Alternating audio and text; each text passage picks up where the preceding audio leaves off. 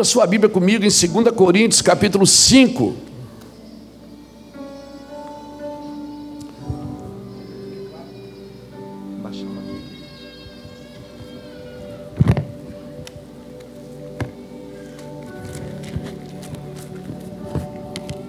Quem estava aqui domingo passado?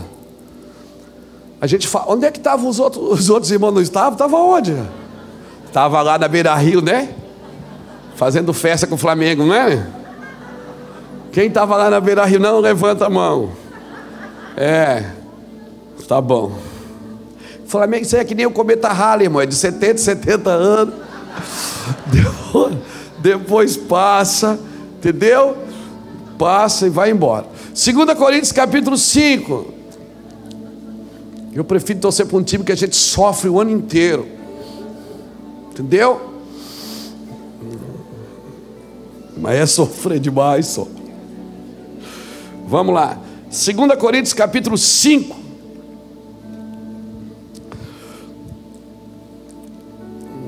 Eu vou ler só o versículo 7. É uma frase que diz assim. Não, vou ler tudo. Vamos ler tudo. É porque eu queria ler em duas versões, mas eu vou ler nessa versão aqui mesmo. Sabemos que 2 Coríntios capítulo 5. Sabemos que se a nossa casa terrestre deste tabernáculo se desfizer, temos da parte de Deus um edifício, uma casa não feita por mãos, eterna nos céus. E por isso também gememos, desejando ser revestido da nossa habitação que é do céu. Porque estando vestidos, não seremos achados nus. Pois também nós, os que estamos neste tabernáculo, gememos, angustiados, não porque queremos ser despidos, mas revestidos, para que o mortal seja absorvido pela vida. Ora, quem para isto mesmo nos preparou foi Deus, o qual nos deu o penhor do Espírito, pelo que estamos sempre de bom ânimo, sabendo que enquanto estamos presentes no corpo, estamos ausentes no Senhor. Andamos por fé e não por vista. Andamos por fé e não por vista, mas temos confiança, preferindo deixar este corpo e habitar com o Senhor, pelo que muitos desejamos-lhes agradáveis, quer presente, quer ausentes, pois todos devemos comparecer perante o tribunal de Cristo, para que cada um receba segundo o que tiver feito por meio do corpo, ou bem ou mal. Agora eu queria ler uma outra versão mais moderna, que diz assim, eu vou ler rápido. 1 Coríntios capítulo 5, vou ler do versículo 1 ao 10, que diz assim: por exemplo, sabemos que quando o nosso corpo se desfizer, como uma tenda desmontada, será substituído por um corpo de ressurreição no céu, feito por Deus, não por mãos humanas, e nunca mais teremos de montar nossas tendas outra vez. O desejo de mudar às vezes é tanto que choramos de frustração em comparação com o que está por vir. A vida aqui se parece com a estada numa cabana caindo aos pedaços. Já estamos cansados disso. O que temos é apenas um vislumbre da verdadeira realidade. Nosso verdadeiro lar, nosso corpo ressuscitado. O Espírito de Deus nos dá uma pitada desse sublime, dando-nos um gostinho do que está por vir. Ele põe um pouco do céu em nosso coração, para que nunca desejemos menos que o céu. E por isso que vivemos alegres. Vocês não ficarão vendo as coisas de cabeça baixa. As circunstâncias desfavoráveis não irão nos abater. Ao contrário, elas apenas nos fazem lembrar do glorioso futuro que nos aguarda mais adiante. E é por isso que confiamos naquele que nos mantém caminhando, mesmo que não o vejamos. Acham que uns buracos na estrada ou algumas pedras no caminho irão nos parar? Quando chegar a hora, estaremos prontos para trocar o exílio pelo nosso verdadeiro lar. Mas nem o exílio nem o nosso verdadeiro lar são os que mais importam. Servir a Deus com alegria é o principal e o que desejamos fazer, a despeito das circunstâncias. Cedo ou tarde, todos teremos de ficar frente a frente com Deus, independentemente da nossa condição. Compareceremos à presença de Cristo e receberemos o que plantamos por meio da nossa conduta, seja ela boa, seja ela má. Glória a Deus. Eu não quero entrar aqui em efeitos teológicos, quem vai para o céu, quem vai ficar, quem sobe, quem desce, quem vai para o lado. Eu quero falar de fé.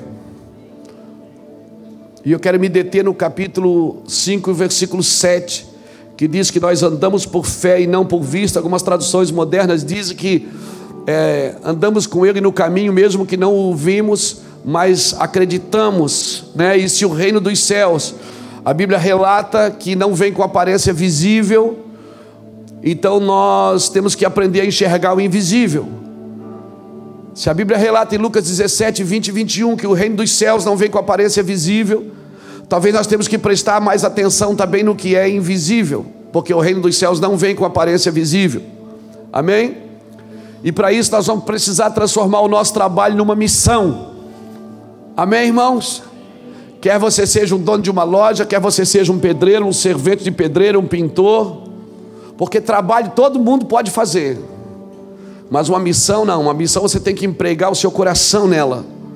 Então eu acredito que nós estamos todos numa missão, todos queremos a mesma coisa, todos queremos Deus. Amém? E eu prefiro acreditar nisso. Se vamos para o céu ou se vamos ficar na terra, se o céu vem até nós ou se o céu, como diz o Capitão Nascimento daquele filme, não vai subir ninguém. Eu prefiro acreditar que nós vamos ficar com Cristo, e é isso que eu busco. Eu quero ficar com Cristo, seja onde for, seja no céu, seja na terra. Eu quero estar com Cristo, seja no deserto, eu quero estar em Cristo, com o corpo ressuscitado. Amém? Louvado seja Deus. Você vai ver, Jesus não está dizendo que ele ia para o céu, ele diz que eu vou ao Pai. Jesus queria o Pai. Jesus queria o Pai. Eu acho que nós queremos o Pai. Acho que nós temos que querer o Pai. Amém? Até que céus e terra se encontrem. Então, nós tivemos uma reunião essa semana em defesa da criança e do adolescente ali no Hotel Hilton, com muitas lideranças dessa região, né? Pastor Jefferson e a pastora Vanessa estavam lá coordenando esse trabalho. Foi muito lindo, juntamente com os irmãos de Balneário, de várias denominações. Eu fiquei muito feliz, revi meus pastores amigos lá. Fomos lá, eu, pastor Lapa, muitos pastores daqui da casa foram também, glória a Deus. Pastor Jackson, pastor Martim estava lá também, eu também vi. E foi muito forte, porque todos queremos a mesma coisa. Os professores querem paz, os pais querem paz, os alunos querem paz. Todo mundo quer paz, irmão. Mas como que nós vamos querer essa paz? Como que nós vamos buscar essa paz? Porque a Bíblia fala de uma paz que excede a todo o entendimento. Enquanto você viver por vista, você não vai viver em paz. E a gente aprendeu lá uma coisa muito interessante e muito significativa. Eu acho que é bom até repetir aqui, que não existe vácuo na sociedade. Ou seja, todos os ambientes não existe um vácuo, todos os ambientes podem ser ocupados.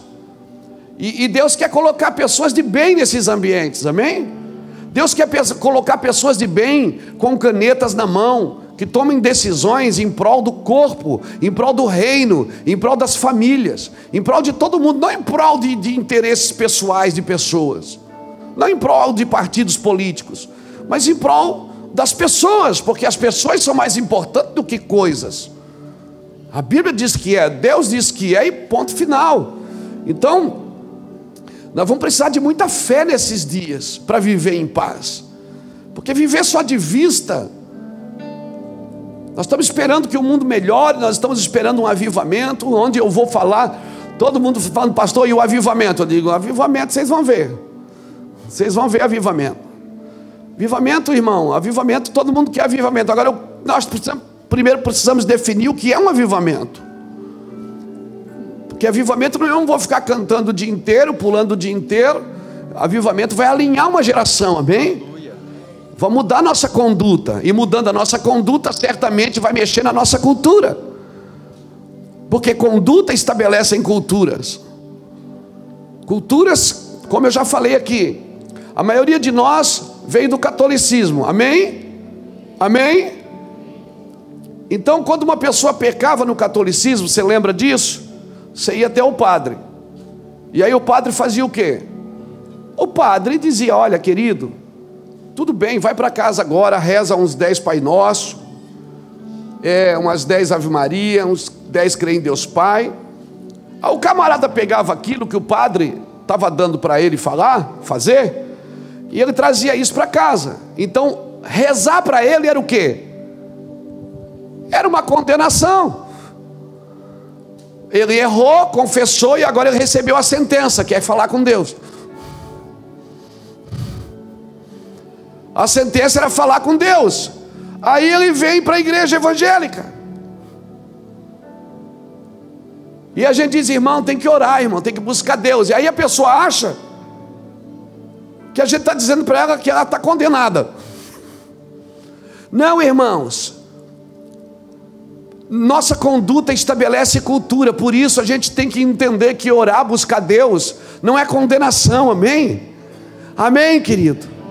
Buscar Deus é para você ter paz, para você criar fé, porque a fé vem pelo ouvir, e o ouvir a palavra de Deus, amém? Nós temos reuniões, grandes reuniões, temos igrejas em células, igrejas em eventos, mas nós temos igrejas com pouca fé. Tem pouca fé na igreja. As pessoas acreditam muito pouco em Deus. Acreditam muito pouco, eu vou falar de novo, acreditam muito pouco em Deus. Não é uma igreja que está estabelecida em fé. Às vezes a igreja na célula, ela tem mais fé do que a igreja em célula, que se reúne para estudar a palavra de Deus. Nós temos grupo de convívio, nós temos escolas, temos estudos, mas nós temos que ensinar para esse povo a ter fé, amém? Porque a fé é o que agrada a Deus na vida de um cristão. Sem fé é impossível agradar a Deus. Você pode trabalhar bonitinho para Deus, você pode ter roupinha de crente, você pode ir na igreja de crente, você pode ser tudo certinho, mas se você não tem fé em Deus, você não agrada a Deus. E ponto final. Mas eu sou evangélico, não interessa. Deus não aceitou Jesus e veio para a igreja evangélica. Deus não é evangélico, Deus é Deus de toda a terra. Amém, irmãos? E a gente tem fé nisso, tem fé naquilo. Tem gente que para na minha frente e diz: pastor, ora por mim, eu tenho uma fé no Senhor. Eu digo: pronto, perdeu. Nem eu tenho muita fé em mim, irmão. Como é que você vai ter? Nossa fé está desfocada. E aí a gente fica treinando as pessoas. Esses dias eu conversava com um líder. Eu dizia: irmão, será que você não está na hora da gente mudar? Ele estava reclamando da igreja para mim, dizendo: a igreja está difícil, porque a igreja é isso, porque a igreja é aquilo. Eu disse: irmão, será que não está na hora da gente parar de dar coisa ungida para as pessoas levar para casa e começar a pregar o evangelho? Ele disse: não, pastor, mas eu dou as coisas ungidas, que é para edificar a fé da pessoa. Como a pessoa vai edificar a fé em coisas? A fé é edificada pela palavra de Deus. A fé vem pelo ouvir, e o ouvir a palavra de Deus. E sem fé é impossível agradar a Deus. E para mim viver em fé, talvez eu vou ter que parar de andar por vista. Eu vou ter que mudar a minha concepção acerca de Deus, andando por vista e não por fé. Eu não vou mudar as coisas andando. Essas duas maneiras de ver, andar por vista ou andar por fé. Andar por vista é a maneira que foi inaugurada lá no Éden por Adão. Porque lembra quando Adão comeu a fruta, o que é que aconteceu? Seus olhos se abriram. Abriu os olhos dos dois. Quer dizer que eles estavam andando com os olhos fechados antes? Não, eles andavam numa ótica celestial, numa visão acerca das coisas de Deus. Eles viam Deus como Deus. Por isso que quando Adão viu que estava nu, ele disse: meu Deus, eu estou nu, e você também. E eles correram para pegar uma folha de figueira e cobrir a sua nudez. E Deus, já sabendo o que tinha acontecido, Deus não faltou ao encontro. O Senhor foi no jardim, e o Senhor entrou no jardim. Irmão, isso é maravilhoso. E Deus perguntou: Adão, cadê você? Eu vim aqui só para te ver. Cadê você, Adão? E Deus já sabia o que tinha acontecido. Sabia ou não sabia? E aí Adão diz assim: Senhor, eu ouvi a tua voz e tive... Por que ele teve medo? Porque abriu os olhos. Ele começou a andar por vista. E se você anda por vista, você tem medo. Você sempre vai se achar inferior àquilo que está acontecendo. Você nunca vai se achar adequado para aquilo que Deus mandou você fazer. Você vai se achar fora da curva. Você vai se achar inadequado para tudo que Deus está te pedindo, porque você está andando por vista. Deus fala pelo Espírito e você mede pela alma. Deus fala, assim diz o Senhor, e assim você ouve diferente, porque você julga na alma, você não julga no Espírito. E a alma, ela não pode agradar a Deus. O que agrada a Deus é a fé. E Adão se escondeu e disse: Senhor, eu ouvi a tua voz e tive medo, porque estou nu. E aí Deus faz a pergunta magna, diz assim: quem te falou que tu estás nu? Ou seja, quem você está ouvindo? Irmão, ô Adão, eu venho aqui todo dia e vejo você nu. Todo dia eu vejo você nu, Adão. Eu nunca me escandalizei. E você também não. Por quê, Adão? Porque você olhava para você através de mim. Agora que as suas vistas abriram, você quer olhar para mim através de você. E aí você começa a me julgar como você. Você acha que eu sou gente. A primeira revelação que você precisa ter de Deus é que Deus não é gente. Deus não pensa como você, não age como você, não julga como você. Para você ter fé, a primeira revelação que você precisa ter é que Deus não é gente. Deus não é homem. Amém? E não sendo homem, Ele não é como você. Ele não pensa, Ele diz: os meus caminhos são mais altos que os seus caminhos, os meus pensamentos são mais altos que os seus pensamentos. Então nunca tire as tuas conclusões acerca de Deus a partir de você. Você tem que sempre ser a partir de Deus. A fé sempre é a partir de Deus para mim, Fernando, não através de mim para Deus. Tudo que Deus faz é a partir dEle. Ele faz primeiro. Amém. Amém. Quem aqui acha que é salvo?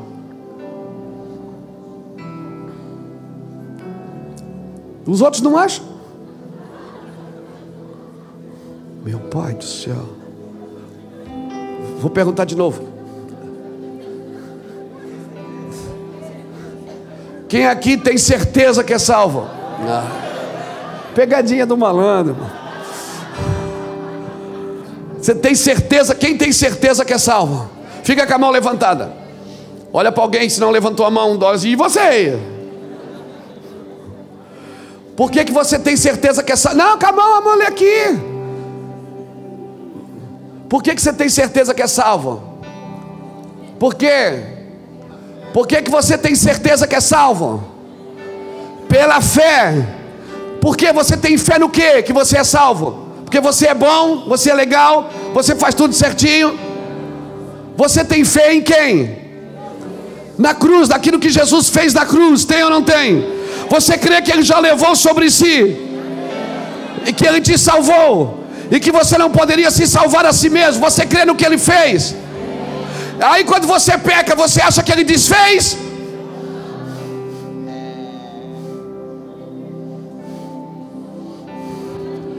A mesma fé que você tem para entrar, você tem que ter para recomeçar. A mesma fé que você tem para aceitar Jesus um dia e fazer dele o seu Senhor e Salvador, você tem que ter a mesma fé para voltar. Sabe por que muitas pessoas pecam e elas não têm mais vontade de voltar para Cristo? Porque elas se sentem inadequadas. Você encontra gente na rua. Ontem mesmo eu encontrei, saí para ir assim para dar uma volta à noite. Eu e assim Samuel fomos andar na rua. Encontrei um cara, me abraçou, me beijou e tal. Eu disse: ô Luiz, estou afastado, cara. Eu disse: estou vendo, não precisa me falar. Ele disse: cara, mas é difícil voltar. Sabe por quê? Porque essa pessoa vem para a igreja, ela busca Deus, ela aceitou Jesus, agora ela é crente. E ela começa a fazer tudo certinho, tudo bonitinho, arrumadinho. Tudo 2 e 2 é 4, está tudo na prateleira da organização, tudo arrumado. Daí ela pisa na bola, ela faz uma caca. Daí pronto, entra em depressão, cai, desespera. Que foi, irmão? Ô pastor, estou mal, pequei. Irmão, vamos recomeçar? Não, pastor, eu não sou mais digno.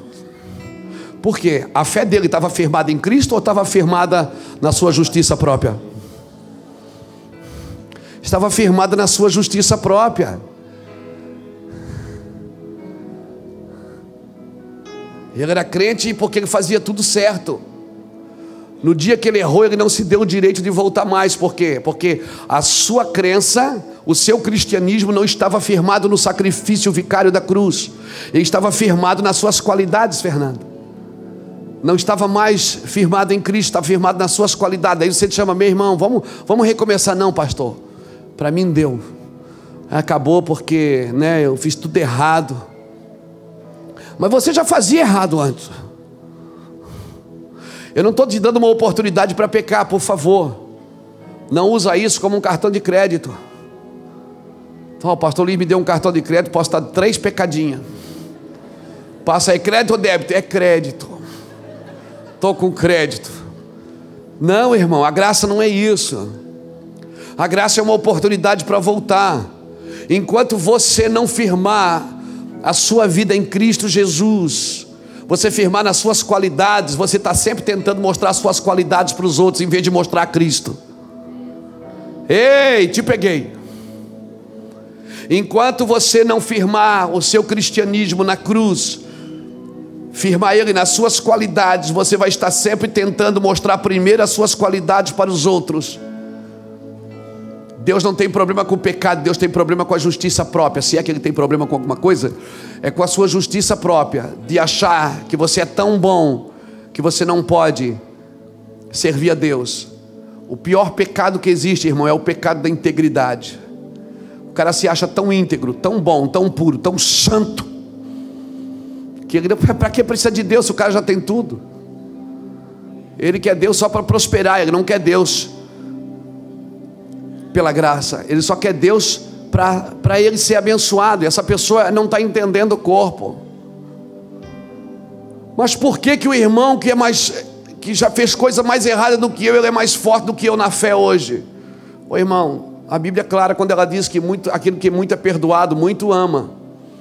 Tem gente que se sente perdoada, tem gente que não se sente perdoada. E o bom é que quem se sente perdoado consegue perdoar e amar de novo.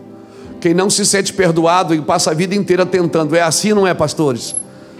O cara que não se sente perdoado, ele sempre ama as pessoas, mas tem sempre uma duplicata na mão dele. Não, ele solta tudo, irmão. Quem se sente amado e perdoado, amém? Amém? Quem aqui se sente amado e perdoado? Amém.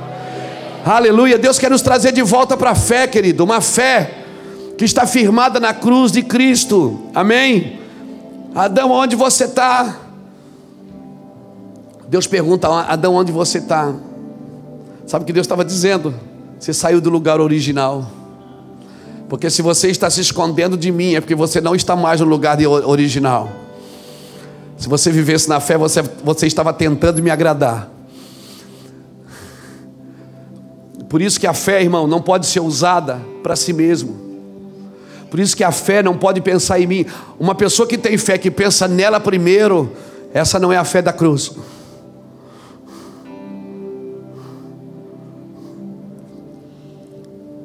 Por isso uma pessoa que tem fé, ela não pode pensar nela primeiro, querido, porque ela sabe que aquela fé é para agradar a Deus.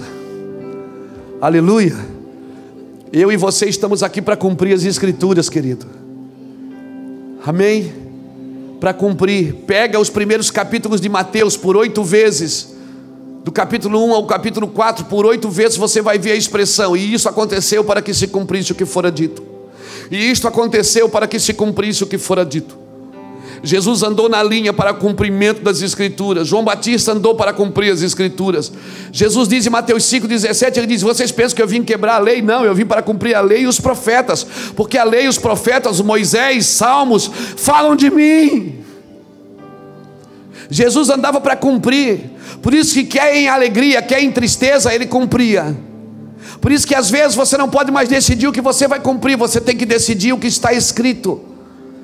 Se você achar que você nasceu para fazer, você só vai fazer quando der resultados, e quando não der resultados, você não vai querer fazer.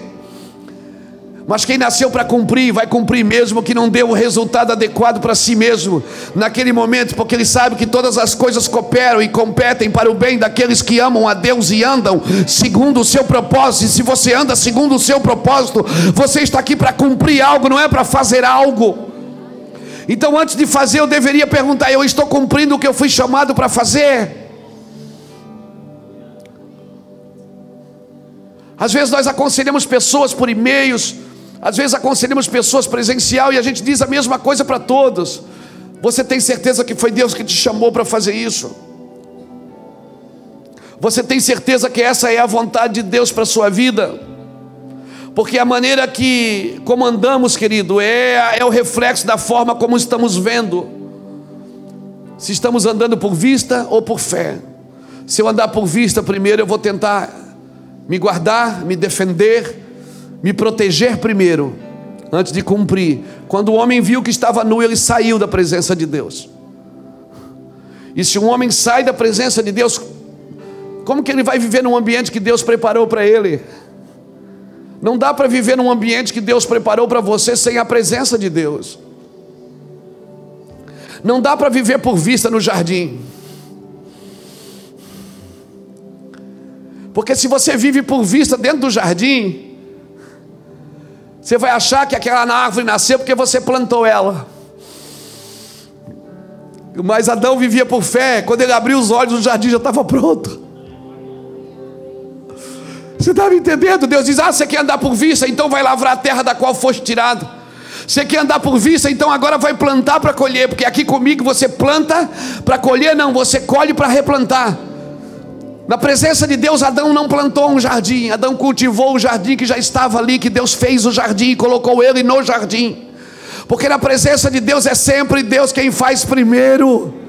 Você desfruta do que Deus está fazendo. Se você quer andar por fé, você vai andar você vai desfrutar do que Deus está fazendo. Mas se você quiser andar por vista, você vai estar sempre tentando comprar o amor de Deus pelo serviço, sempre tentando fazer algo para se sentir alguém. E Deus não precisa disso. Deus quer que você creia no que Ele fez. Está consumado. O está consumado, amigo. Acabou. Se o seu cristianismo acha que você tem que fazer mais alguma coisa para ser salvo, então você não conheceu Jesus ainda. Quando Jesus disse está consumado, Ele consumou, acabou. Ele consumou e consumiu. Já não há mais oferta pelo pecado. Já não há mais oferta, porque com uma só oferta, a Bíblia diz em Hebreus, que Ele aperfeiçoou para sempre os que vão sendo santificados. Então diga para alguém que está do seu lado: você já foi aperfeiçoado para sempre, mas agora você vai sendo santificado pelo Espírito. Teve uma coisa que já aconteceu, e tem uma coisa que está acontecendo diariamente na sua vida. Hebreus 10:14, eu acho que é: com uma só oferta, Ele aperfeiçoou para sempre o João, que está sendo santificado. Não misture o que Jesus está fazendo em você com aquilo que Ele já fez em você. O que Ele já fez, Ele fez de uma vez por todas. O que Ele está fazendo é outra coisa. Ele está te deixando mais parecido com Ele agora. Aleluia. Por isso a salvação é a porta de entrar, não é a porta de sair. Ah, eu saí do mundo. Foi para onde? Saí do mundo, pastor. Saiu, foi para onde? Está em Marte? Não, você saiu foi do pecado, irmão. Mas o mundo é do diabo, não. Deus nunca deu o mundo para o diabo. Ele não deu o mundo. A Bíblia diz que a terra Ele deu aos filhos dos homens. O cosmo, a criação, Deus deu para você. O sistema que rege em muitas áreas no mundo está no governo da corrupção, no governo do homem, no governo da mente caída do homem, que é induzida pelo diabo. Está lá em 2 Coríntios, depois, abre aqui, está bem em Coríntios também. 2 Coríntios capítulo 10, 2 Coríntios capítulo 10, versículo 3, olha o que diz, olha que coisa linda. Pois embora andando na carne, não militamos segundo a carne.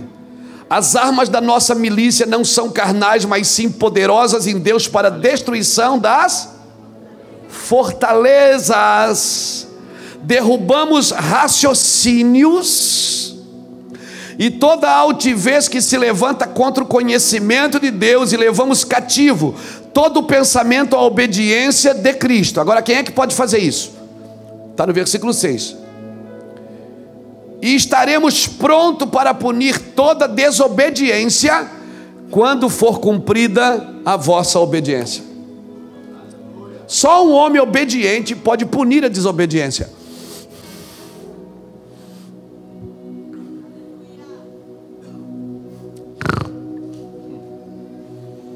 Por isso, o cara pecou, não dá para tirar a ceia dele, porque você também é desobediente, pastor. Só um obedeceu até o final, só um pode dizer está consumado. Só Ele pode punir a desobediência. Por isso que quando eu tenho fé no que Ele fez na cruz, eu também começo a obedecer. Amém? Amém? Alguém aqui é digno de punir a desobediência? Só quem é obediente. Quando cumprir a nossa obediência, então nós podemos punir a desobediência. E quando é que pune e quando é que cumpre a minha obediência? Quando através do sacrifício de Jesus eu entro na salvação. E por causa do Espírito Santo que me foi dado para revelar o coração de Deus, que habita em mim, para deixar Deus claro para mim, o Espírito do Senhor, é Ele que me conduz, é Ele que me induz, é Ele que me produz, e tudo que eu faço através dele. Por isso que eu acho que toda obra de Deus que não é feita pelo Espírito é anátema, porque só o Espírito pode conduzir você a Deus, e Deus a você. Romanos 8:26 diz que nós não sabemos pedir como convém, mas o Espírito intercede conosco com gemidos inexprimíveis, porque segundo a vontade de Deus é que Ele intercede por nós. O Espírito foi dado, Jesus disse, convém que eu vá para que o Espírito... Convém que eu vá para que o Espírito... Agora, quem está disposto a ir para que o Espírito venha? Como que é isso, pastor? Às vezes as pessoas têm que parar de depender da outra pessoa para o Espírito vir. Aleluia.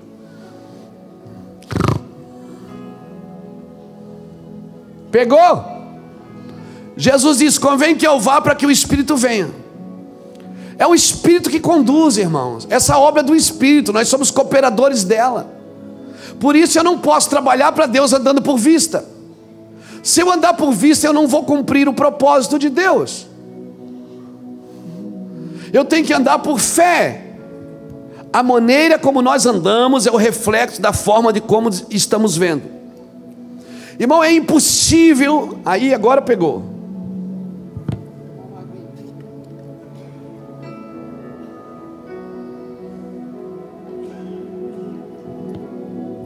É impossível alguém se sentir parte de algo que nunca se entregou por inteiro a isso. É impossível você se sentir cristão se você nunca se entregou por inteiro a isso.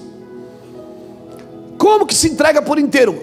Que você esteja disposto a entregar a sua vida por isso. Quando a gente diz, quem quer aceitar Jesus, não é para você levar mais uma coisa para casa, irmão. É para você começar a perder a sua vida. Vai começar um processo de transição. Você vai caminhando com Cristo, a sua vida vai desaparecendo e a vida dele vai entrando em você. Amém, querido? Irmão, lembra quando Jesus perguntou para os discípulos, quem as pessoas dizem que eu sou? Lembra? Mateus 16, 13. Aí um disse, o senhor é Elias, outro disse que o senhor é um profeta, outro disse que o senhor é aquele que haveria de vir e tal. Aí Jesus se vira para os seus e diz, e vocês? Aí o Pedro, o impetuoso Pedro diz, eu sei, tu és o Cristo, o Filho do Deus vivo. Meu Deus, Jesus diz, Pedro, olha, não foi carne nem sangue quem te revelou, foi meu Pai que está no céu, pronto, você entendeu. A partir dali Jesus fala do inferno. Ele diz, olha, as portas do inferno vão prevalecer, não vão prevalecer contra a igreja. E aí Jesus começa a falar de coisas mais profundas. Ele diz, se eles estão entendendo, se ele entendeu quem eu sou, então ele vai entender o que eu vim fazer.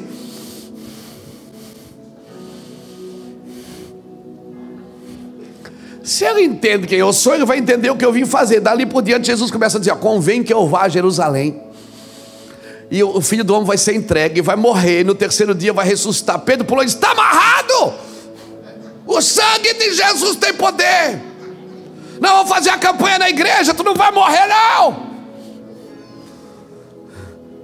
Não vou fazer o Vale do Sal, não vou fazer as 7 semanas da vitória, você não vai morrer não.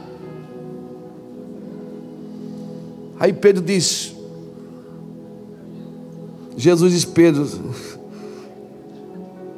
ô Satanás, eu pensei que esse homem já tinha entendido. Primeiro Jesus diz, Pedro, sobre esta pedra edificarei minha igreja. Sabe o que Jesus estava dizendo? Pedro, eu vou começar a usar você para trazer as coisas da eternidade, para edificar elas na terra. Foi isso que ele falou. Eu vou trazer as coisas da eternidade para começar a edificar ela na terra, e eu vou te usar para isso.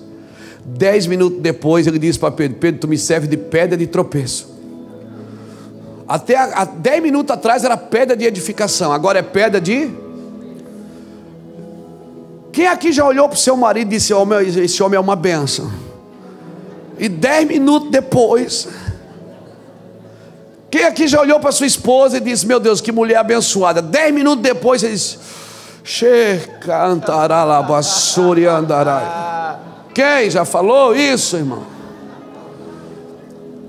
Agora deixa eu explicar o que eu penso para você, e aí você julga. Irmãos,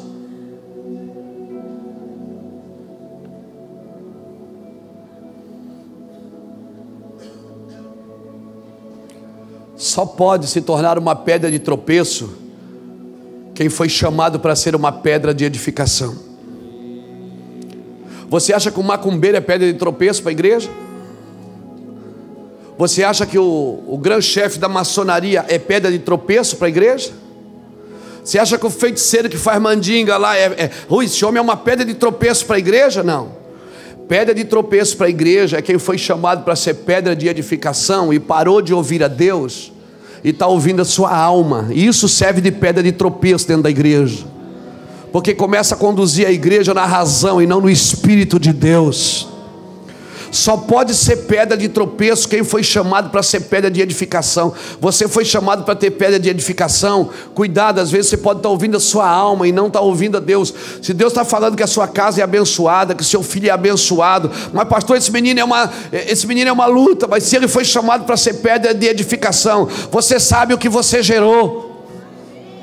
Amém? Só pode servir de pedra de tropeço quem foi chamado para ser pedra de edificação. O macumbeiro, o feiticeiro, o grã-mestre da maçonaria, irmão, aquele político corrupto, ele não é pedra de tropeço para a igreja. Pedra de tropeço para a igreja é quem foi chamado para ser pedra de edificação e parou de ouvir a Deus e começou a ouvir a sua alma, começou a ouvir os seus medos, as suas incredulidades, e começou a estabelecer um padrão por vista e não por fé para servir a Deus.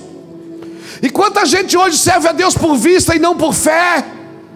Por quê? Porque parou de ouvir a Deus. Irmão, você não é uma pedra de tropeço, você é uma pedra de edificação. Tanto é que Pedro disse: Senhor, eu estou pronto a morrer contigo. Jesus disse: Pedro, você não está entendendo. Você agora é pedra de tropeço, mas eu te chamei para ser uma pedra de edificação. Tanto é que Pedro negou Jesus, Jesus foi atrás dele. Porque quem foi chamado para ser pedra de edificação, irmão, não vai ser pedra de tropeço para sempre. O Espírito vai te pegar. Em nome de Jesus. Em nome de Jesus.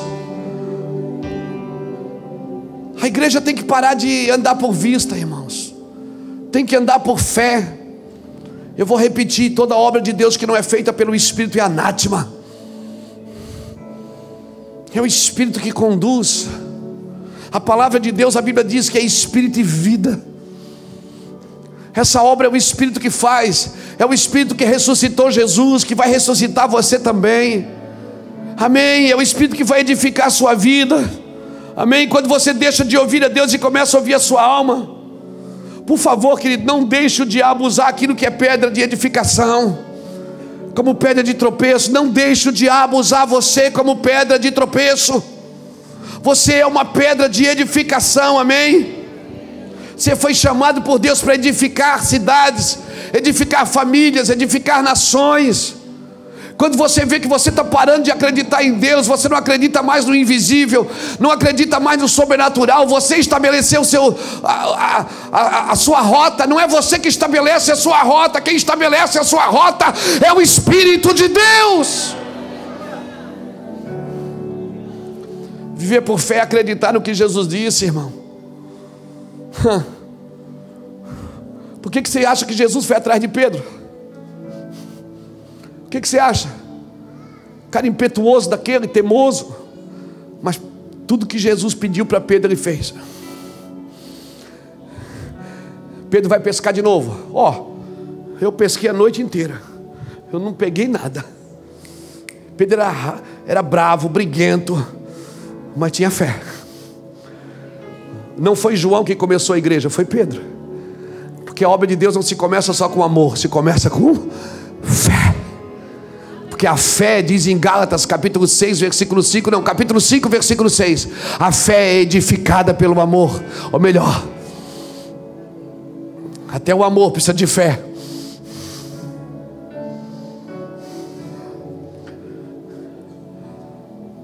Por que você acha que Jesus foi atrás de Pedro? Ao ponto de Pedro dizer: por que o senhor não chamou João? O João é um cara legal, Jesus. Esse é outra coisa. Eu vou com ele, é outro negócio. Por que Jesus deixou João para o fim?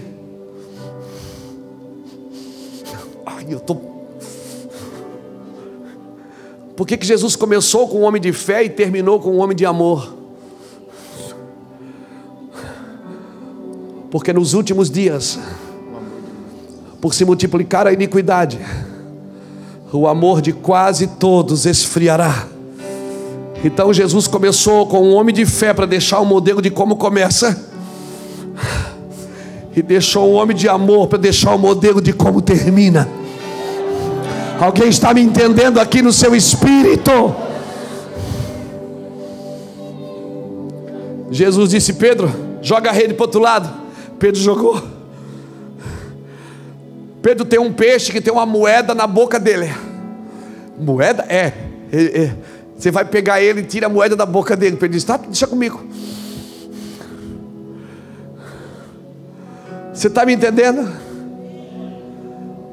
Pedro olhou e disse: Jesus, é tu que está aí? Ele disse: é. Ele disse: se é tu mesmo, manda que eu vou também, eu quero ver. Jesus disse: sou eu, Pedro, pode vir andando sobre as águas. Você conhece outro homem que andou sobre as águas, a não ser Jesus? Aí tem uns incrédulos que dizem: mas afundou, mas foi. As pessoas só focam no que deu errado. Mas ele afundou, mas foi. Mas ele afundou, mas foi. Não é que nem você que fica no barco. Outra prova, outra prova, outra prova, outra prova. Sai desse barco confortável, pisa na água, rapaz. Vai andar por fé, vai andar por fé. Leva a sua família para um lugar de fé. Leva os seus negócios para um lugar de fé. Leva o seu ministério para um lugar de fé. Alguém está me entendendo aqui? Dá um glória a Deus então. Nem que seja pela fé. Pois um dia a sua morte trouxe vida a todos nós e nos deu completo acesso ao coração do Pai. E o véu que separava já não separa mais, e a luz que outrora apagada agora brilha, e cada dia brilha mais, só pra te adorar, sim, Deus, e fazer seu nome grande e te dar o louvor que é devido. Estamos nós aqui, Jesus, em tua presença reunimos-nos aqui, contemplamos tua face e rendemos-nos a ti, pois o dia a sua morte trouxe vida a todos nós e nos deu completo acesso ao coração do Pai.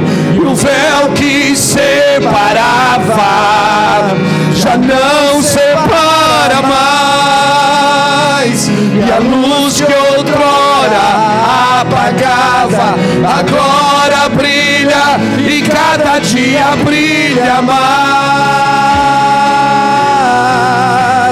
só pra te adorar, sim, e fazer seu nome grande e te dar o louvor que é devido. Sim, Deus. Estamos nós aqui pela fé, pela fé. Diga comigo, pela fé. Aleluia. Pela fé, Abraão creu na promessa, diz a Bíblia em Romanos. Sabe por que ele creu na promessa? A Bíblia diz porque ele não atentou para o seu corpo mortificado. Ele não olhou para ele. Ele olhou para ele, olhou para Sara. A Sara até riu quando recebeu a promessa. Bota aqui para mim, Hebreus capítulo 11. Eu tenho que ler isso, cara. Você tem que sair daqui cheio de fé hoje. Hebreus capítulo 11.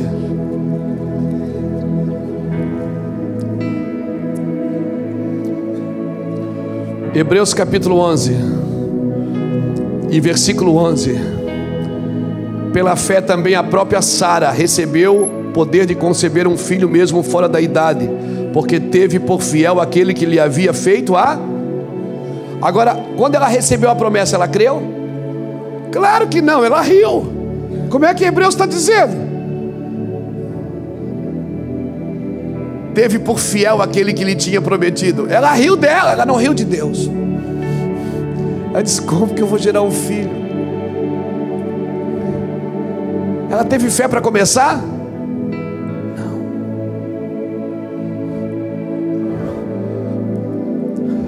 Talvez você não teve fé para iniciar a sua vida com Deus, irmãos.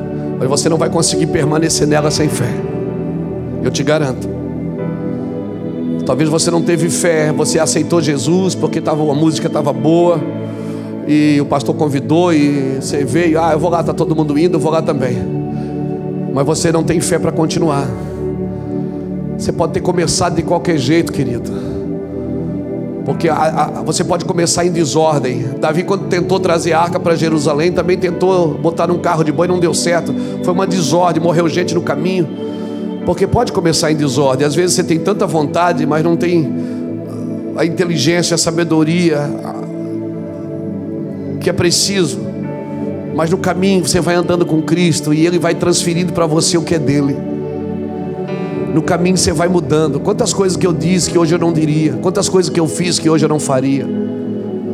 Por quê? Porque a fé desenvolve a gente. Você vai chegando mais perto de Jesus, você vai ficando mais parecido com Ele. Por isso que quanto mais perto você chega, mais você quer se santificar, porque você se sente inadequado. Mas você olha para Jesus, olhando para você de braços abertos, e diz: Jesus, eu não sou digno. Ele diz: eu sei que não, por isso eu já paguei a conta. Por isso eu já paguei a conta. A Bíblia diz que em Romanos que Abraão, ele creu porque não atentou para o seu corpo mortificado. Abraão creu porque ele não atentou para o seu corpo mortificado, querido. Eu preciso acordar, irmão, para a fé. Você acha que Pedro começou a igreja por acaso? Não, é porque ele tinha fé. Ele tinha fé. Jesus chegar no barco, mandar você pescar, quando você trabalhou a noite inteira e não pegou nada. E Jesus nem era pescador, era filho de carpinteiro. Pedro poderia ter dito: o pescador aqui sou eu, não é o Senhor. Mas Pedro preferiu acreditar na palavra do que acreditar na performance. O problema é que quando você não sai da razão para acreditar na palavra, você está acreditando sempre na sua performance e nunca na palavra de Deus. Por isso Deus vai usar pessoas insignificantes para ensinar você a ganhar dinheiro. De repente você estudou a vida inteira e você vai ter que ouvir uma pessoa insignificante que trabalha de funcionário para alguém, ganha R$1.500 por mês, vai lá te dar uma palavra e você vai prosperar e enriquecer. Porque é assim que Deus faz. Para menosprezar a razão? Não, Deus não menospreza a razão. Deus quer que a razão se submeta à fé, porque Deus não tira o teu entendimento. Romanos capítulo 12 diz que nós devemos apresentar os nossos corpos como sacrifício vivo, santo e agradável a Deus, que é o nosso culto racional. Ou seja, eu sei o que eu estou fazendo aqui, eu sei o que eu vim fazer aqui. Eu vim aqui para adorar a Deus, e é isso que eu vou fazer, eu vou adorar a Deus. Eu não estou aqui para Deus sedar os meus sentidos. Deus não ceda os meus sentidos, Ele renova a minha mente. É isso que Deus faz. Mas o que Deus quer é que a razão se submeta à profecia. Deus quer que a razão se submeta à fé. Vai ter momentos que tudo que você fez não adianta. Olha aqui para mim, Paulo, um homem prisioneiro dentro de um navio. Ele diz: gente, Deus falou comigo ali. Que Deus falou, Paulo? Deus falou que essa viagem nós estamos lascados, vai ser luta. E a Bíblia diz que o dono do navio preferiu acreditar no piloto do que acreditar em Paulo. Vai acreditar no prisioneiro, cara? Mas tem muitos prisioneiros de Cristo que estão falando coisas que nem a NASA sabe, meu irmão. E Paulo disse: gente, olha, gente, Deus falou comigo de novo. Deus diz que não é para ninguém sair do navio, porque o navio vai afundar. E se vocês quiserem salvar, você tem que ficar naquilo que está afundando. Porque às vezes Deus tem que salvar. Às vezes Deus tem que afundar a estrutura para salvar as pessoas. Foi isso que Paulo falou. O navio vai se perder, mas ninguém vai se perder. O navio vai afundar, mas ninguém vai se perder. Ninguém. Às vezes para você, Se você quer ter fé em Deus, você vai descobrir uma coisa: que para Deus, pessoas sempre são maiores do que coisas. E se Deus precisar afundar as coisas para salvar as pessoas, Ele fará.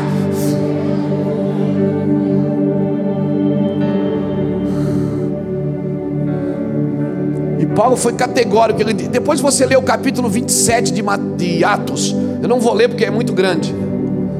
Depois você lê Atos 27. Quem sabe amanhã nós podemos falar um pouco de Atos 27.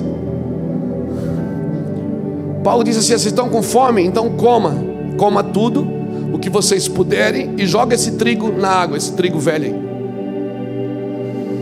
Sabe o que Paulo está dizendo? O trigo que você comeu até aqui não serve mais. Você vai precisar de uma nova revelação.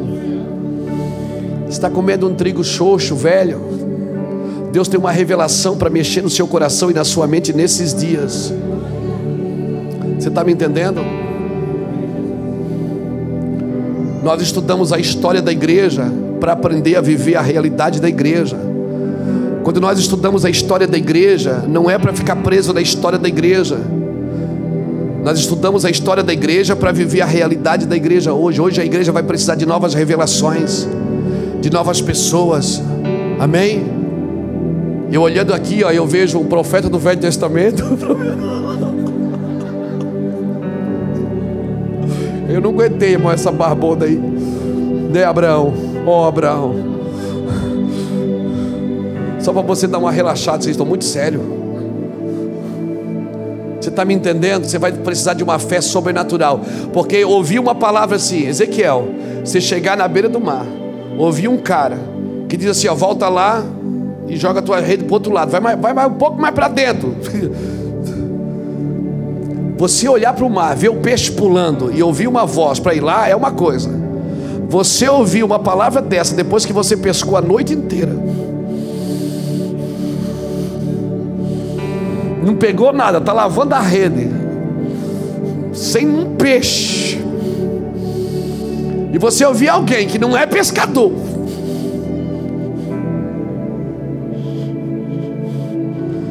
dizer assim para você: volta lá. Agora mas pesca aqui é de noite, não é de dia. Não, mas quando Deus pesca é de dia também. Ele disse: olha, eu pesquei a noite inteira e não peguei nada, mas sobre tua palavra. Alguém está comigo aqui? Sobre a tua palavra. Eu não vou lá porque eu sei pescar, eu não vou lá porque eu lavei a rede, eu vou lá porque tu me deu uma palavra. É tudo que você precisa, é de uma palavra, meu amigo, para sair da vista e voltar para a fé. Pastor, eu quero essa palavra, como é que eu faço? Para tudo e vai ouvir a Deus. Ouve o que Deus quer de você. Você acha que você ganhou dinheiro até agora? Você não sabe o que é ganhar dinheiro. Ouve uma palavra, Ele traz à existência o que não existe. Você acha que você viveu tudo, conheceu todos os milagres? Você já acha que já viu tudo até agora? Você não viu nada ainda. Receba uma palavra para depois você sair atrás dela, para você ver o que acontece. Porque enquanto você não tem uma palavra, você pode trabalhar na sua performance, mas depois de uma palavra, cara, parece que as coisas rendem mais, você cansa menos, porque você já não labuta mais na sua força, é na força do Espírito. As coisas, você já não briga por posições, você não briga por recursos. Não importa para onde vai o peixe, se é para esse barco ou se é para o outro, né? Não importa mais. Não importa mais se a pessoa aceitou Jesus aqui, mas congrega lá. Não importa mais nada, irmão. O que importa é que você vive por fé e não por vista. Você acredita no que Deus está dizendo. Eu estou nesse lugar. Se der, Deus. Se não der também tá bom. Ok, vamos. Não vamos. Vamos pegar, vamos. Não vamos, então tá bom, então também não vamos. Aleluia. Mas se perdeu o entusiasmo, não. Meu entusiasmo está aqui gritando. Eu acho que eu cresci um pouco mais na fé. eu sei que o meu Redentor vive, e por fim ele se levantará. E acabou, irmãos. Não precisa provar mais nada para ninguém.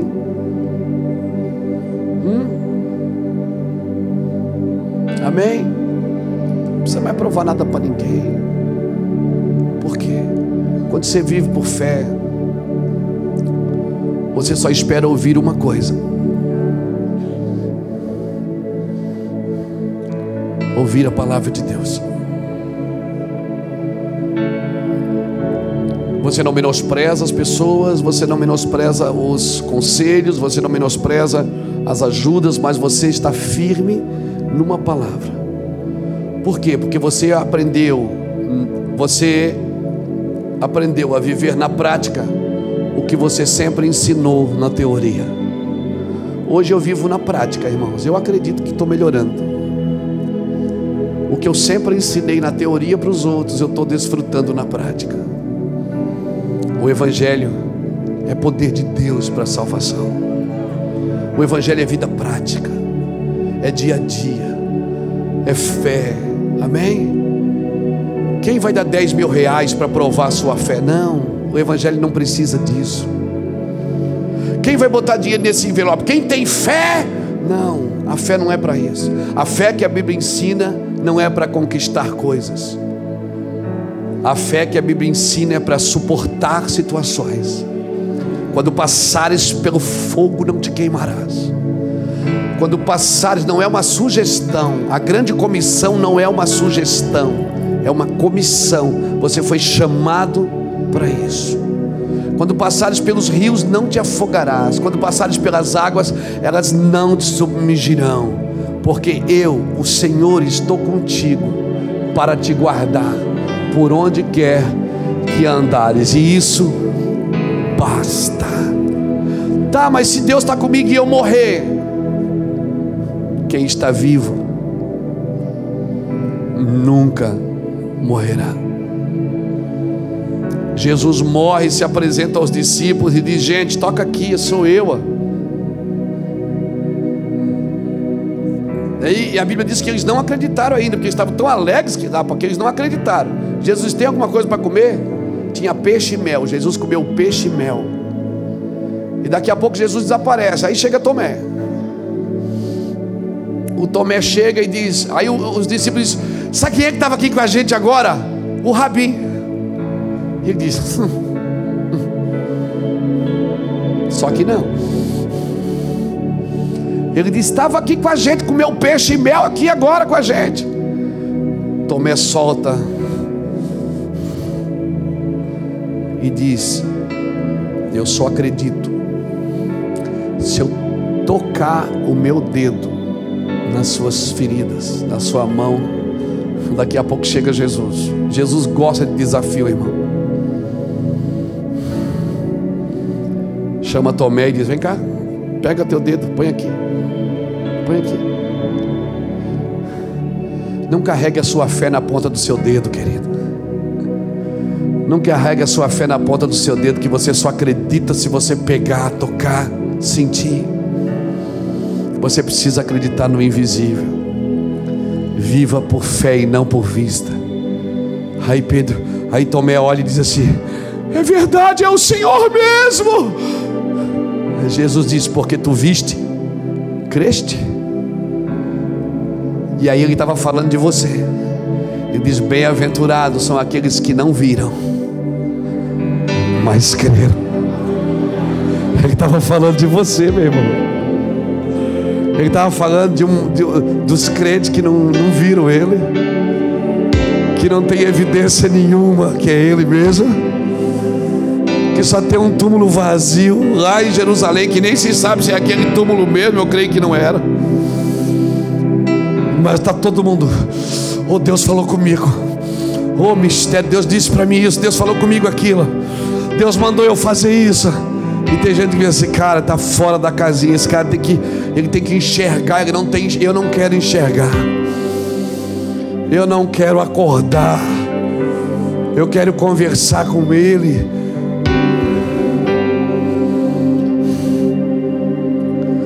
Eu quero conversar com ele fora de mim. Eu não quero abrir meus olhos. Por favor, não abra os meus olhos. Eu quero viver isso que eu estou vivendo.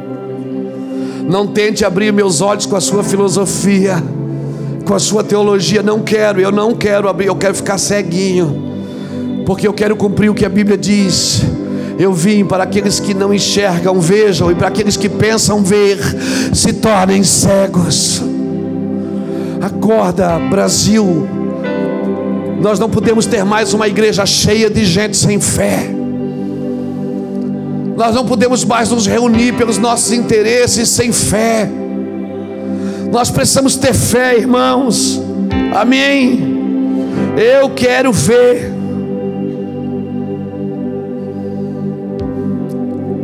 André, você que estuda hebraico, você pode me ajudar com isso?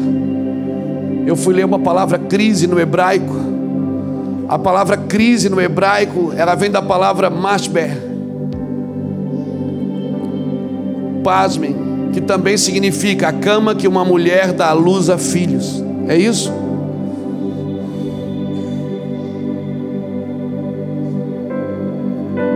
Crise em hebraico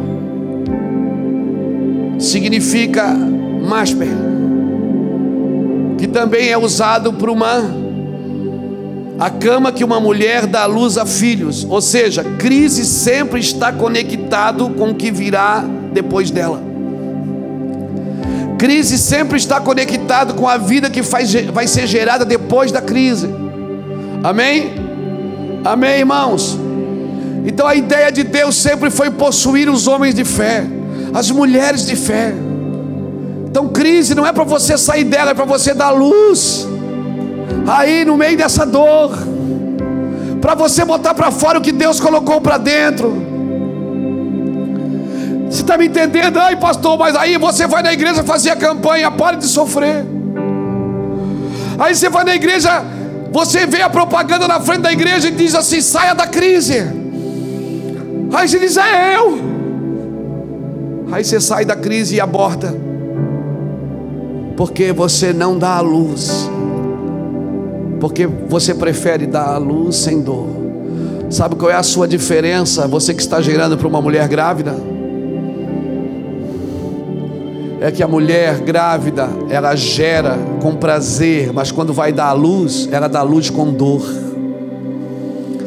E você gera com dor, mas quando der a luz, você vai dar a luz com prazer. Então, por favor, pega essa crise. Quer mais? Eu posso orar para vir mais, para você gerar mais voz do que clama: no deserto preparai o caminho do Senhor. Você quer preparar o caminho do Senhor? O caminho do Senhor não é um desfile de moda, irmão. O caminho do Senhor não é um desfile de glamour. O caminho do Senhor é no deserto. Voz do que clama: no deserto preparai o caminho do Senhor. Então, por favor, escutem o que eu vou dizer. Guardem isso no seu espírito. O meu compromisso é para deixar nossa fé saudável. Guarde isso que eu vou dizer. Ouça homens e mulheres que estão levando você para um deserto, porque é nesse deserto que você vai aprender a depender de Deus, que você vai comer do maná que desce do céu, que você vai aprender a depender do Senhor para vestir, para comer, para viver.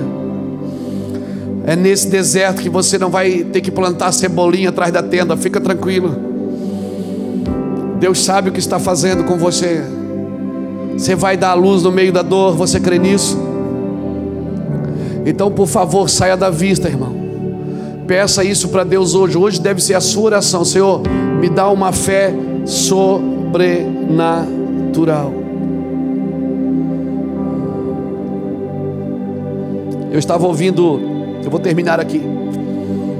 Eu estive numa conferência de missão na Igreja Batista Atitude, lá na Barra da Tijuca, com alguns missionários, Lori Kuhn, da Jocum, e com alguns missionários que eu respeito muito. Um homem que eu respeito muito, ele nem me conhece pessoalmente, eu também não lhe conheço pessoalmente, mas lá na conferência eu tive o privilégio de ouvi-lo por 15 minutos. um homem chamado Ronaldo Lidório, um ícone de missões na nossa nação. Para mim é um ícone de homem de Deus nos nossos dias. E ele, na sua mensagem, eu pude captar, pegar 3 afirmações que ele trouxe sobre a missão da igreja, e fez essas aplicações, e eu estava lá e eu disse: é isso. Para mim ele salvou a conferência, que todo mundo queria botar slide, todo mundo queria falar bonito, e ele veio e deu 3 taquaradas que eu quase joguei minha cadeira para cima. Eu gosto disso, homens de atitudes. Porque eu só vi naquele quadro índice disso, índice daquilo. Vamos parar de trabalhar em índices negativos, vamos começar a trabalhar com índices positivos. A gente apresenta só índice negativo, porque o crime aumentou, o sexo ilícito aumentou, o adultério aumentou tudo, amém, irmão? Mas a glória de Deus também pode aumentar se a gente buscar mais, tiver mais fé. E isso tudo para mim vai virar matéria-prima de avivamento. Você acha, estude as histórias de avivamento, sempre vem no meio do caos, sempre teve um caos antes. Não adianta a gente se reunir para avivamento se a gente não aprender a viver no meio do deserto, na cama que gera.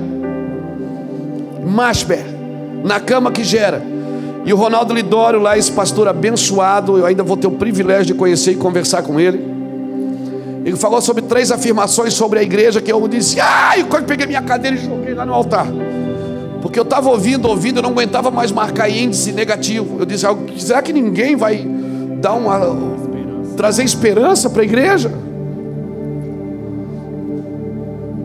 Aí ele falou, ele disse: irmãos, eu tenho 3 afirmações para fazer aqui. Primeiro, a missão da igreja não é evangelizar, é morrer.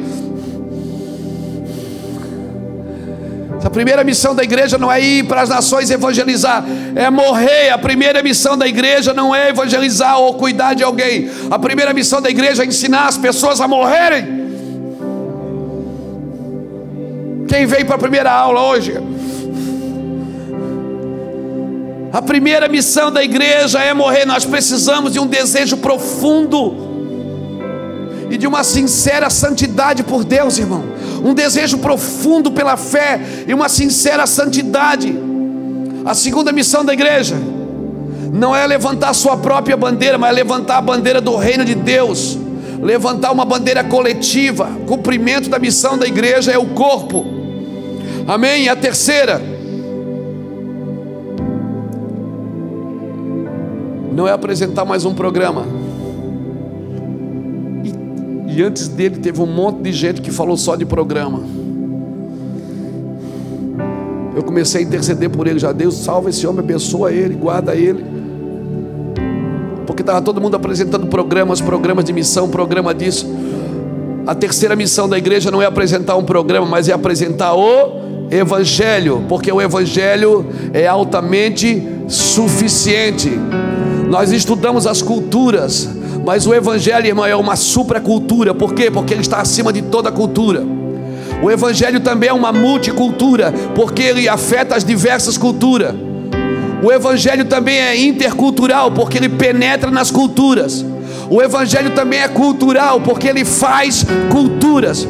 O Evangelho também é transcultural. Por quê? Porque ele vai de uma cultura a outra cultura. Mas acima de tudo, o Evangelho é contracultural, porque ele não se submete a nenhuma cultura da terra. O Evangelho é fé em Deus. Ponto final.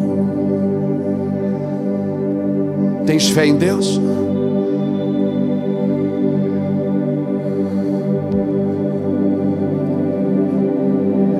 Eu não vou para a igreja atrás de dom, buscando meu, Senhor, pastor, ora por mim, porque eu tenho o dom disso, o dom daquilo. Escute, nós não podemos mais usar os dons para manipular ambientes, querido.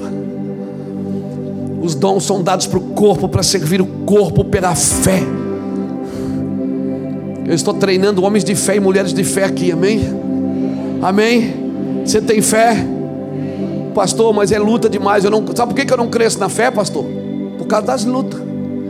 Aí é que você se engana, Abraão. Aí é que você se engana. Você diz que não cresce na fé por causa das lutas. Não, você não cresce na fé porque você não entendeu para que são as lutas. Abra comigo, bota aqui para mim, irmão, Tiago, capítulo 1, põe aqui para nós terminar e ir embora feliz, pela fé.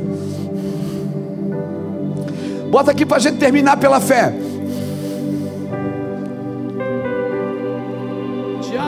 Tiago 1, 2.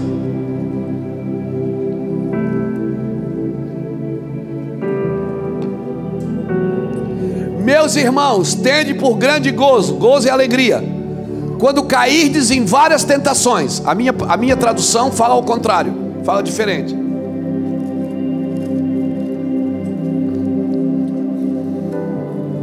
Minha não tem Tiago? Tem. Tiago 1,2 diz assim: meus irmãos, tende por motivo de grande gozo passar por provações. Aquela tradução diz tentações, a minha tradução diz provações. Quem tem provação? Quem está atrás, provação está aí também, Mateus? Provação, tentação, né? Uma está tentação, outra está provação. Chama do que você quiser. É luta, é selva.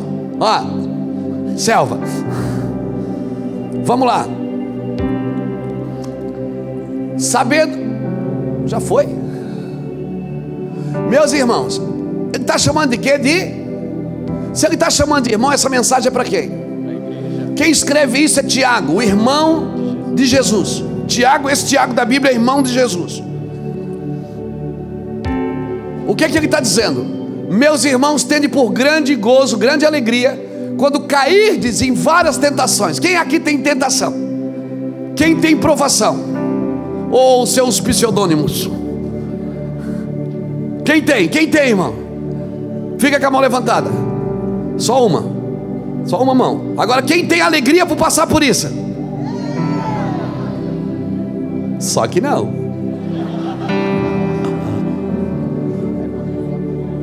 Só que não. Vem uma lutinha, você já sai expulsando demônio. Sai, Satanás.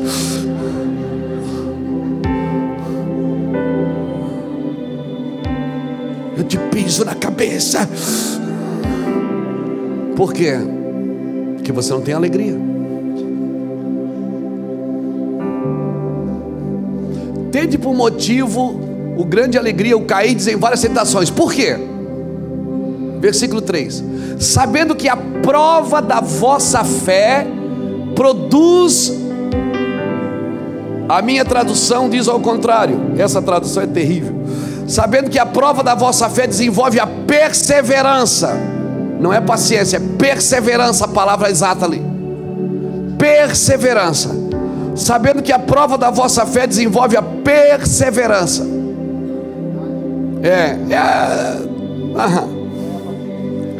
Versículo 4 diz o que? Ora, a perseverança. Agora está a perseverança. O que tu fez aí, moço? Eu tive perseverança e você teve paciência, né? Glória a Deus. Então vamos lá.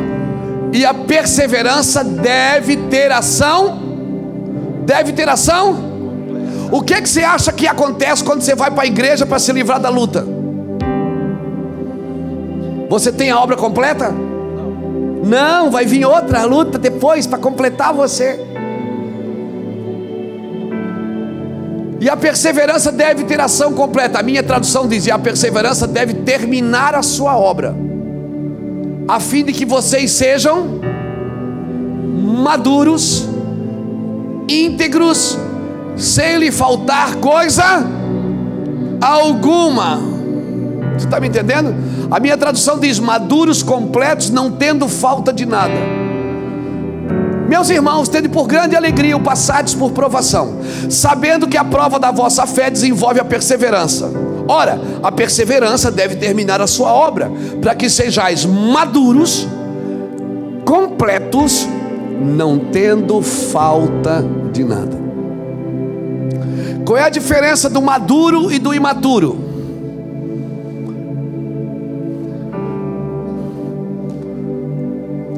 Qual é a diferença do maduro e do imaturo? Sem Deus nenhuma, os dois não servem para nada. Nem o maduro serve para nada e nem o imaturo serve para nada. Só que o maduro já sabe disso. O imaturo ainda está tentando provar para Deus que ele é bom.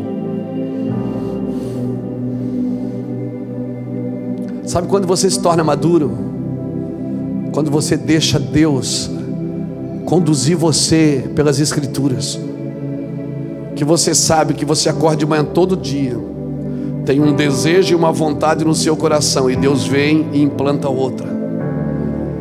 Tem uma vontade de fazer uma coisa, e Deus vem e prova para você que a vontade dele é boa, agradável e perfeita para você, e é muito melhor do que a que você está pedindo, está querendo, está desejando. Quem aqui já viveu isso? Viver por vista é isso. É você ter a capacidade de abandonar a sua vontade para viver a vontade de Deus. Viver por fé é isso. Viver por vista é você ir buscar Deus pelos seus direitos, sem executar os seus deveres. Viver por vista é isso. É você querer os seus direitos sem os seus deveres. Viver por fé é você viver pelos seus deveres, independente se os direitos vão acontecer ou não, porque você já sabe que está consumado. Você crê nisso?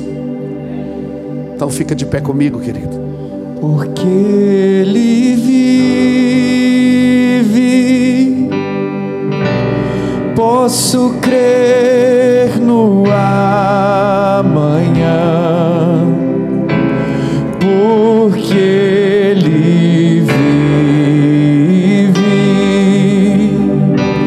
temor não há. Glória a Deus. Mas eu bem sei que a minha vida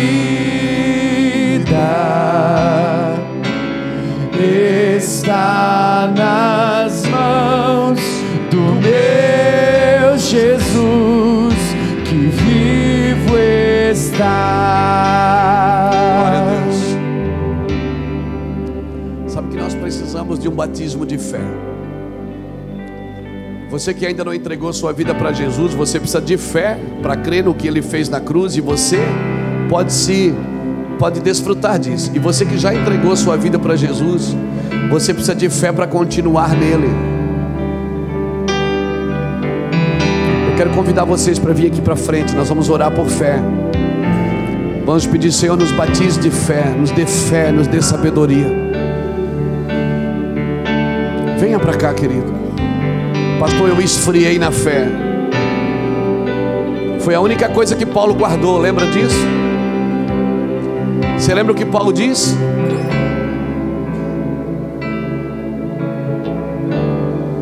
Paulo disse: eu acabei a carreira e guardei a fé. É a única coisa que Deus quer que você guarde. Você que acha que precisa de mais fé: pastor, a fé tem mais ou tem menos? Não, a fé não tem. A Bíblia diz em Judas, verso 20, que Ele nos encheu de fé de uma vez por todas. A fé não vai, Ele não vai dar mais fé. Pastor, o Senhor aumenta a minha fé. A fé não aumenta quando você ora, ela aumenta quando você pratica. Sai do seu lugar, venha para frente, vem aqui, nós vamos orar por todos vocês.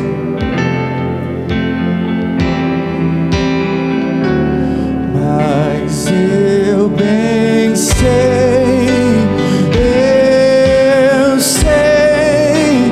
que a minha vida... Chegue mais para frente, irmãos, por favor, chegue mais.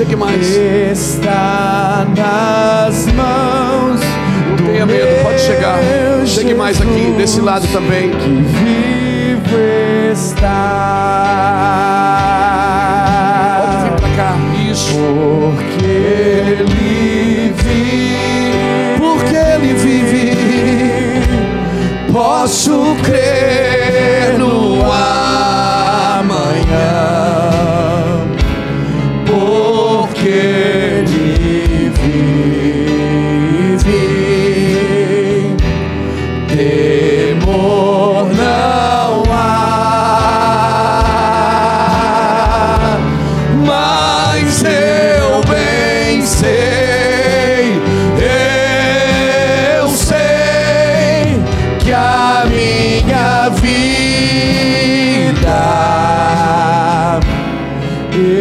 está nas mãos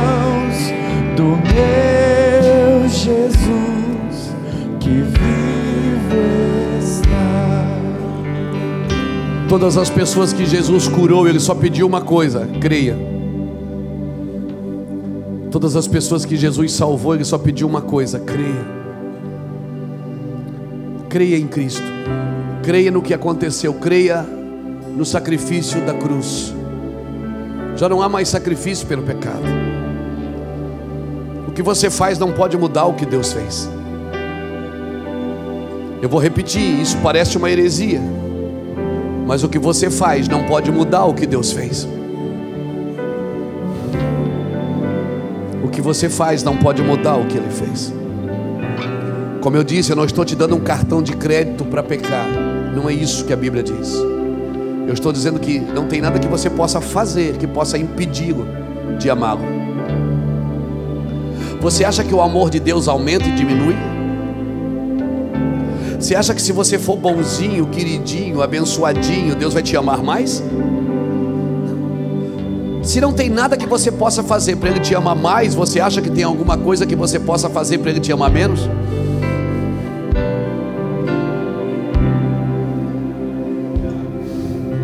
Então não meça o amor de Deus pela sua mente humana, que na sua mente humana você só se dá com aqueles que se dão com você. Você só retribui aqueles que te dão coisas boas. O amor de Deus, Ele é tão grande. Deus ama uma pessoa que pratica bondade, mas também ama aquele que pratica maldade. Porque não há nenhuma maldade que possa impedir o amor de Deus de ser expresso. Tudo está firmado pelo amor, irmãos. Então não tente medir o coração de Deus pela sua fé. Amém?